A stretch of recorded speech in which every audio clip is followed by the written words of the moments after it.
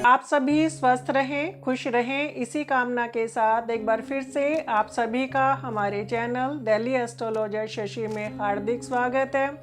यदि आपने अभी तक हमारा चैनल सब्सक्राइब नहीं किया है तो हमारे चैनल को सब्सक्राइब करें, क्योंकि अपने चैनल पर हम नई नई वीडियो लाते रहेंगे। आज का विषय है सूर्य का राशि परिवर्तन, जो 16 अगस्त 2020 को 19:12 पर चंद्रमा की कर्क राशि से निकलकर अपनी स्वराशि में स्थित होंगे। वैदिक ज्योतिष में सूर्य को पिता के कारक, नेम एंड फेम के कारक, इम्यूनिटी के लिए देखा जाता है, गवर्नमेंट के कारक, गवर्नमेंट जॉब के लिए देखा जाता है तथा मान सम्मान पद प्रतिष्ठा के लिए देखा जाता है। यदि हम बीमारी में बात करें तो सूर्य को बुखार और पित्त प्रकृति का होने के कारण पित्त से संबंधित बीमारी देता है। हार्ट के लिए देखा जाता है तथा हड्डियों के लिए देखा जाता है और दाई आँख के कारक होते हैं। जिन भी जातकों की कुंडली में यदि सूर्य उच्च के हो, स्वराशि के हो, मित्र राशि के हो, तो उनको सभी प्रकार से सुख मिलता है, गवर्नमेंट जॉब मिलती है और गवर्नमेंट जॉब में भी उनको मान सम्मान पद प्रतिष्ठा वाला पद प्राप्त होता है। तो आइए आज हम चर्चा करते हैं मेष राशि से लेकर के मीन राशि तक सूर्य क्या क्या परिणाम देने वाले होंगे। आइए अब चर्चा करते हैं तुला राशि वालों का सूर्य का गोचर क्या परिणाम देने वाला रहेगा। तुला राशि वालों का सूर्य 11वें भाव के स्वामी हैं और 11वें भाव के स्वामी 11वें भाव में ही स्थित है। तो जब भी 11वां भाव बली होता है तो ये धन के लिए, लाभ के लिए अच्छा रहता है, क्योंकि 11वें भाव में स्थित होकर के कोई भी ग्रह 5वें भाव को देखेंगे, दूसरा, 11वां, 5वां और 9वां भाव ये धन भाव होते हैं। तो जब भी दूसरे, 11वें, 5वें, 9वें भाव का दृष्टि संबंध, युति संबंध या एक्सचेंज में योग बनता है तो धन के लिए अति उत्तम योग माना जाता है। यदि तुला राशि वालों को कोई प्रमोशन मिलने वाली थी तो आपको खुश हो जाना चाहिए, क्योंकि सूर्य का गोचर आपको उन्नति दिलाने वाला रहेगा। सूर्य का गोचर आपके बड़े बहन भाइयों के लिए अच्छा रहेगा। 11वां भाव बड़े बहन भाइयों के लिए देखा जाता है, तो 11वें भाव के स्वामी वहीं पर स्थित है, वहीं पर स्थित होकर के बड़े बहन भाइयों के लिए ये अच्छा रहेगा।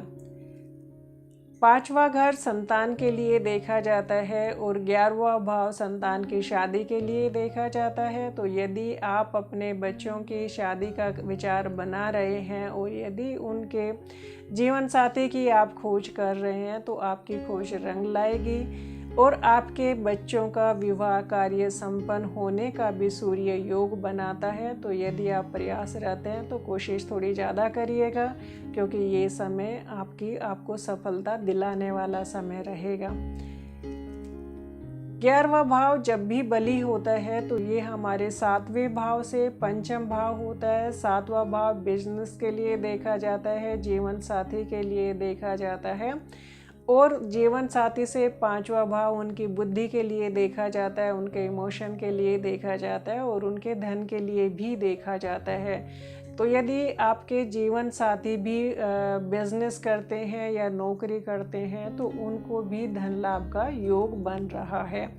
हो सकता है यदि आप बिजनेस कर रहे हैं तो आपको बिजनेस में भी उन्नति मिले, और बिजनेस में उन्नति पाने के लिए अच्छा रहेगा यदि आप अपने जीवन साथी की सलाह माने, क्योंकि इस समय पर उनका 5वां भाव बली है। 5वें भाव के स्वामी 5वें भाव में स्थित होकर के बुद्धि तेज बढ़ा रहे हैं, तो उनके जो भी डिसीजन होंगे वो डिसीजन आपके लिए लाभकारी होंगे। तो अच्छा रहे कि यदि कोई भी आप नई प्लानिंग कर रहे हैं, बिजनेस शुरू करना चाह रहे हैं या आप कोई नौकरी में तरक्की पाने की कोशिश कर रहे हैं या स्थानांतरण चाह रहे हैं, तो उनसे सलाह लेकर के करें, क्योंकि उनकी सलाह आपके लिए लाभकारी ही रहेगी। तो हमें अच्छी सलाह कहीं से भी मिले, चाहे वो हमारे बच्चे दें या हमारा जीवन साथी दे या दोस्त दे, तो हमें उस सलाह को मान लेना चाहिए, क्योंकि अच्छी सलाह हमें कहीं से भी मिल जाए नुकसान नहीं होता है, उसका फ़ायदा ही होता है। तो 11वां भाव जब भी बली होता है, तीसरा भाव इच्छाओं के लिए देखा जाता है और 11वां भाव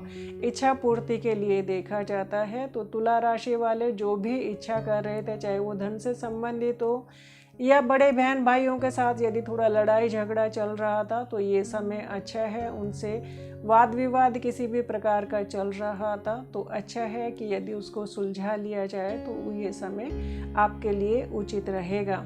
11वां भाव आपकी माता के लिए अष्टम हाउस होता है, तो अष्टम हाउस का बली होना उनकी आयु के लिए भी ठीक रहेगा। यदि उनको स्वास्थ्य संबंधी कुछ परेशानियां चल रही तो वो भी ठीक हो जाएंगे।